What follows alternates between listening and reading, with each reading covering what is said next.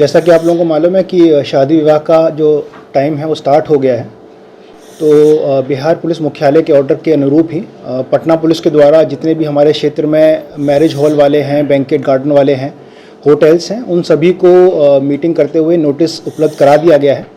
साथ ही साथ जो हर्ष फायरिंग की जो कंडीशंस हैं उन सबको भी जो नए रूल्स आए हैं वो प्रोवाइड करवा दिए गए हैं, रिसीव करवा दिए गए हैं। इसके हिसाब से अब जितने भी मैरिज हॉल वाले हैं उन लोगों को ना केवल उन लोगों की खुद की एक रिस्पॉन्सिबिलिटी रहेगी कि उनके यहाँ जो भी कार्यक्रम हो रहा है उसमें हर्ष फायरिंग ना हो, साथ ही साथ जो भी वर वधू पक्ष के लोग रहेंगे उनकी भी रिस्पॉन्सिबिलिटी रहेगी। बिहार में हॉर्स फायरिंग को लेके लगातार बिहार पुलिस सतर्क है। इसको लेके संजय सिंह जो लॉ एंड ऑर्डर के एडीजी हैं, उन्होंने सख्त आदेश दिया है कि अगर किसी भी क्षेत्र में या कम्युनिटी हॉल या बैंकेट हॉल में अगर हॉर्स फायरिंग की जाती है तो उनके खिलाफ कड़ी कार्रवाई की जाएगी। इसी कड़ी में सेंट्रल एसपी वैभव शर्मा ने सीधे तौर पे कहा कि तमाम थाना प्रभारियों को ये आदेश दिया गया है कि अगर उनके क्षेत्र में बैंकेट हॉल या कम्युनिटी हॉल है, अगर वहाँ पे शादी समारोह हो रहा है, अगर वैध या अवैध हथियार से अगर कोई भी हॉर्स फायरिंग करते पाए जाएंगे तो उनके खिलाफ कड़ी कार्रवाई की जाएगी। जैसा कि आप लोगों को मालूम है कि शादी विवाह का जो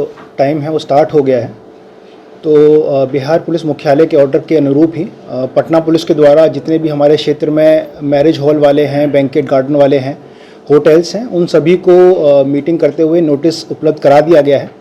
साथ ही साथ जो हर्ष फायरिंग की जो कंडीशंस हैं उन सबको भी जो नए रूल्स आए हैं वो प्रोवाइड करवा दिए गए हैं, रिसीव करवा दिए गए हैं। इसके हिसाब से अब जितने भी मैरिज हॉल वाले हैं उन लोगों को ना केवल उन लोगों की खुद की एक रिस्पॉन्सिबिलिटी रहेगी कि उनके यहाँ जो भी कार्यक्रम हो रहा है उसमें हर्ष फायरिंग ना हो, साथ ही साथ जो भी वर वधू पक्ष के लोग रहेंगे उनकी भी रिस्पॉन्सिबिलिटी रहेगी। जैसा कि आप लोगों को मालूम है कि हर्ष फायरिंग अपने में एक अपराध है, तो होटल संचालक अब ये कह के नहीं बच सकते कि उनको इस चीज़ का आइडिया नहीं था।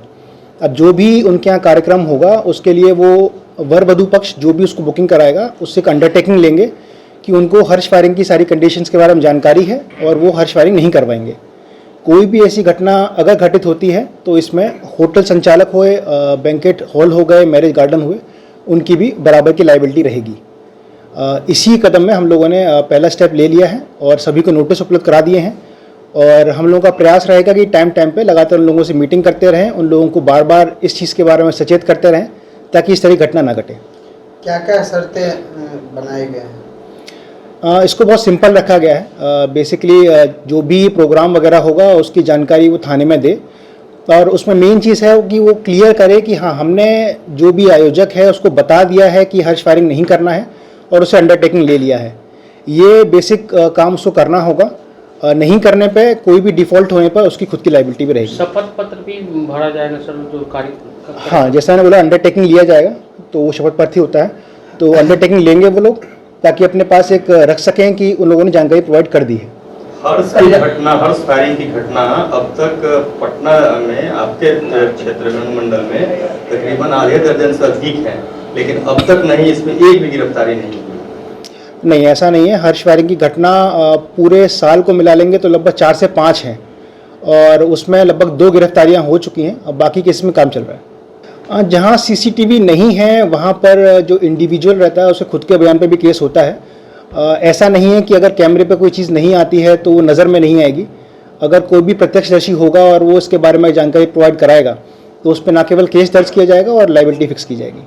अभी उसमें कंडीशंस क्लियर की जा रही हैं। CCC integrated command control centre के साथ ये प्रयासरत थे कि जितने भी कैमरे यहाँ लगे हुए हैं मेजर अनुष्ठानों में उन लोगों को जोड़ने का प्रयास करें। तो हमको हर्ष बता सकते हैं कि लगभग 2 महीने में 5 से 6 मीटिंग के बाद लगभग 50 से ऊपर कैमरे हम लोगों ने जोड़ लिए हैं।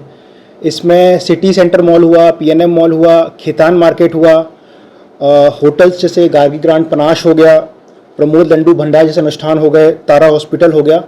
तो इनके जितने भी बाहर के कैमरेज हैं उनको हम लोगों ने इंटीग्रेट कर लिया है।